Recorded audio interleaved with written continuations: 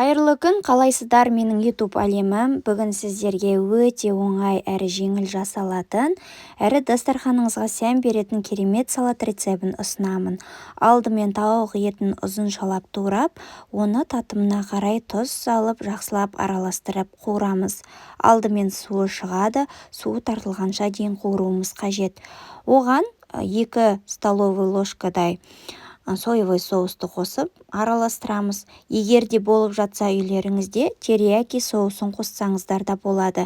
Менде болғасын қосып жібердім, ал болмай жатса тек соевый соуспен қуырсаңыз да өте дәмді болады.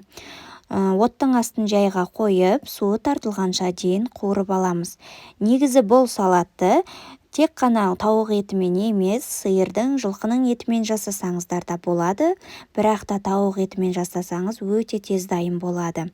Мінекей біздің суы тартылып, тауық етіміз жақсы пісті. Енді майынан сорғытып аламыз, басқа ыдысқа салып аламыз. Оған дейін қыздар микс салатамызды жақсылап жуып аламыз. Тарелкаларымызға микс салаталарды қойып, ортасына жаңағы пісіріп алған етімізді саламыз молынан.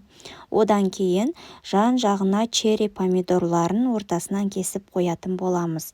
Егер де сіздерде болмай жатса, черри помидоры, кәдімгі үлкен помидорларды әдемілеп кесіп қойсаңыздар да болады.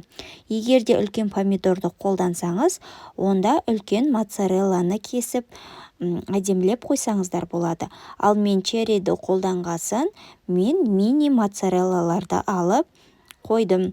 Орталарына чередовать етіп қойып шығамыз. Және де бұл салатқа ешқандай майонезді қолданбаймыз.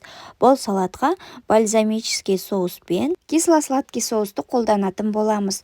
Бұл соустар салаттың дәмін өте әдемі келтіреді. Егер де қыздар қонақ шақырған кезде сіздер бешбармақ асатын болсаңыздар, еттен кейін осы салатты жасауға кеңес етемін. Себебі бұл салат өте жеңіл, желініп қалады. Көбінесе қыздар біз әрдайым қонақ шақырған кезде шайға да холодныйды, түрлі салаттарды толтырып қойып жатамыз. Олардың көбісі желінбей босқа қалып қойып жатады. Ал бұл салат қыздар жеңіл, желініп, және де менің дежурный салатыма айналды десем де болады.